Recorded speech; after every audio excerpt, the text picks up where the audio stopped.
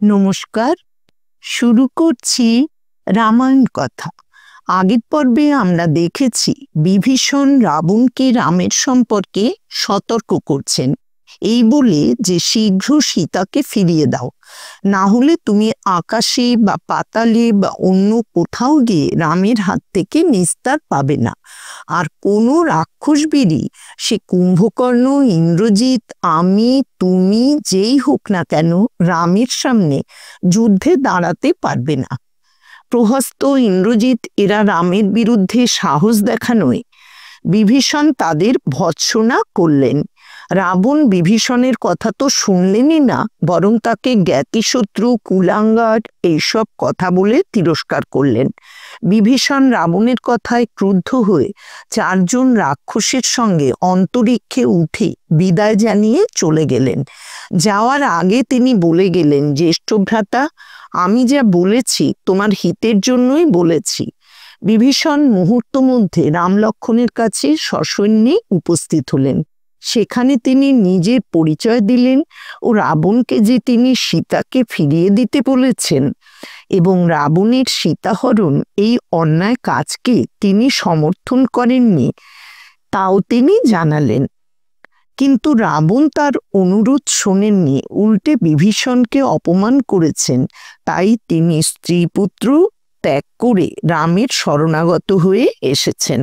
সুগ্রীব, অঙ্গদ, জাম্ববান প্রভৃতি সব বানররা বিভীষণকে শত্রু বলে বিপদের আশঙ্কা করলেন, কিন্তু হনুমান মত প্রকাশ করলেন যে বিভীষণকে আমাদের দলে নেওয়া উচিত। সকলের কথা শুনবার পর রাম বললেন, কেউ যদি শরণাগত হয়ে একবার মাত্র বলে আমি তোমার, তবে আমি তাকে সর্বপ্রাণী থেকে অভয় দান করি।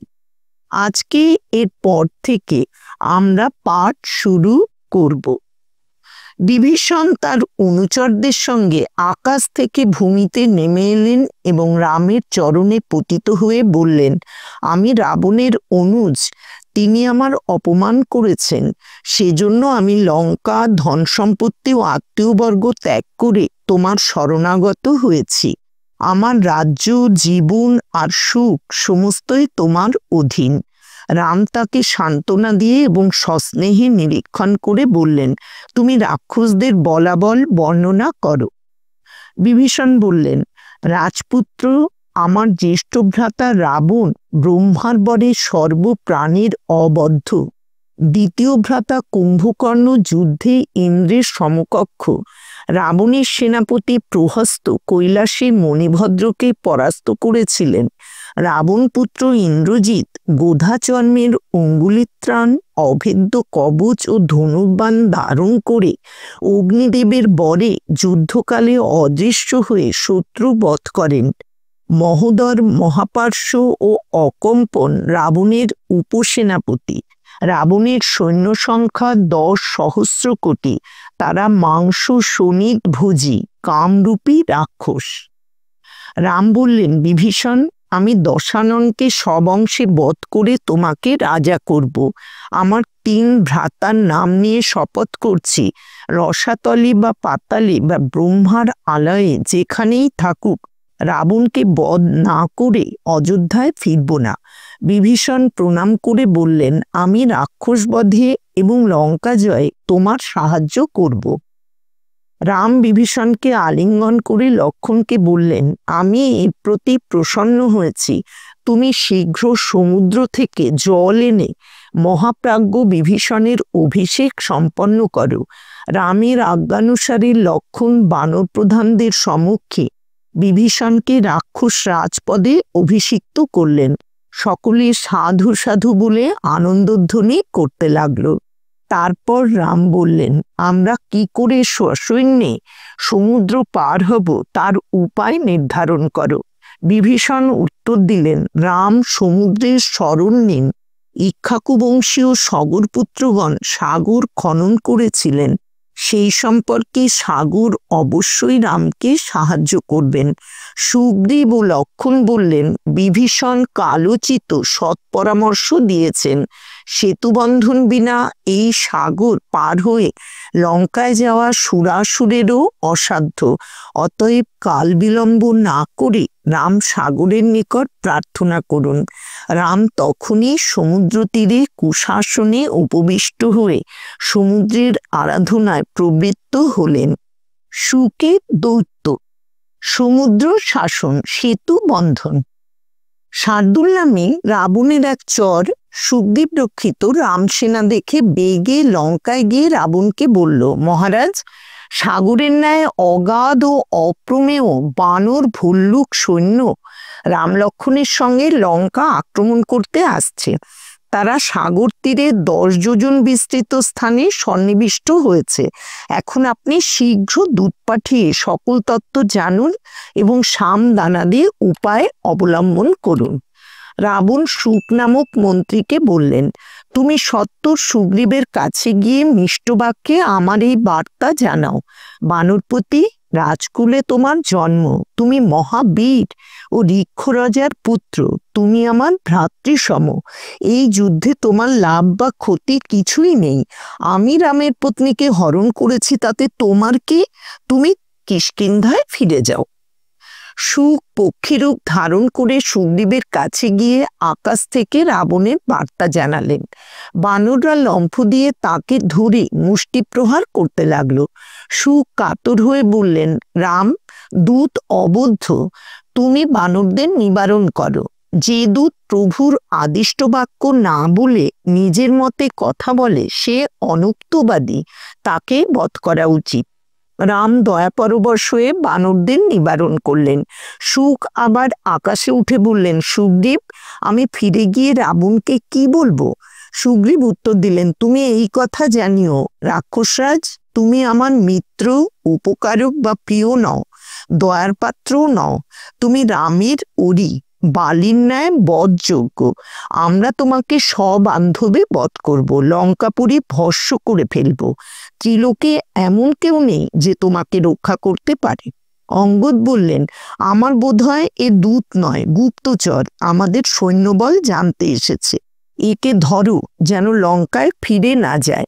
অঙ্গদের কথায় বানররা আবার শুককে ধরে পীড়ন করতে লাগলো। তিনি কাতর কণ্ঠে রামকে বললেন, বানররা আমার পক্ষ উৎপাটন করছে, চক্ষু ভেদ করছে। এরা যদি আমাকে হত্যা করে তবে আমি জন্ম থেকে মরণ পর্যন্ত যত পাপ করেছি সব তোমার হবে। রাম তখন শুককে নিষ্কৃতি দিলেন। রাম সাগর তীরে কুশ বিছিয়ে পূর্ব দিকে মুখ করে শয়ন করলেন। তিনি অঞ্জলিবদ্ধ করে বাহুতে মস্তক রেখে সংকল্প করলেন, হয় সাগর পার হব, নতুবা সাগর লুপ্ত করব। তিনি ত্রিরাত্র আরাধনা করলেন, কিন্তু সাগর দর্শন দিলেন না। তখন রাম ক্রুদ্ধ হয়ে সমীপস্থ লক্ষ্মণকে বললেন, সমুদ্রের গর্ব হয়েছে, তাই দেখা দিচ্ছেন না। গুণহীন ধৃষ্ট ব্যক্তি শান্তভাব, ক্ষমা, সরলতা, প্রিয়বাদিতা প্রভৃতি সদ্গুণকে উপেক্ষা করে, লোকে দণ্ডদাতাকেই সম্মান করে। তোষণ নীতিতে কীর্তি, যশ, জয় কিছুই লাভ হয় না। সৌমিত্রী, তুমি আমার ধনু ও 80 বিস্তুল্য স্বর নিয়ে এসো, আমি সমুদ্র শুষ্ক করব, বানররা পদব্রজে পার হবে। রাম জগৎ কম্পিত করে বজ্রনাদে স্বর মোচন করলেন। সেই জ্বলন্ত স্বরসমূহের প্রচণ্ড আঘাতে সমুদ্রে মহা তরঙ্গ উৎপতিত হলো। জলচর প্রাণীকুল চতুর্দিকে বিক্ষিপ্ত হয়ে পড়ল। লক্ষ্মণ রামের ধনু গ্রহণ করে বললেন, এমন করবেন না, সমুদ্রকে এ প্রকারে ক্ষোভিত না করে অন্য উপায় অবলম্বন করুন। রাম কঠোর বাক্যে সাগরকে বললেন, আজ আমি পাতাল সমেত মহার্ণব শুষ্ক করে ফেলব, তোমার গর্ভ থেকে ধূলি উড্ডীন হবে। এই কথা বলে তিনি ধনুতে ব্রহ্মাস্ত্র যোজনা করে জ্যা আকর্ষণ করলেন। সহসা আকাশ যেন বিদীর্ণ হলো, পর্বত বিকম্পিত, চতুর্দিক তমসাচ্ছন্ন হলো। চন্দ্র, সূর্য, নক্ষত্র তির্যক মার্গে চলতে লাগলো। মহোদধি ক্ষীণ বেগে বেলা অতিক্রম করে 1 যোজন স্থান প্লাবিত করল। তখন উদয়াচল থেকে দিবাকরের ন্যায় জলরাশি ভেদ করে সাগর স্বয়ং মূর্তিমান হয়ে উত্থিত হলেন। তার বর্ণ স্নিগ্ধ বৈদুর্যমণির ন্যায়, অঙ্গে স্বর্ণাভরণ, কণ্ঠে রত্নহার, মস্তকে সর্বপুষ্পময়ী মালা। তিনি কৃতাঞ্জলি হয়ে রামকে বললেন, সৌম্য, পৃথিবী, বায়ু, আকাশ, জল, জ্যোতি এই পঞ্চভূত চিরকাল স্বাভাবিক মার্গেই অবস্থান করে। আমি স্বভাবত অগাধ ও অতরণীয় কামনা, লোভ, ভয় বা অনুরাগের বশে জলরাশি স্তম্ভিত করতে পারি না।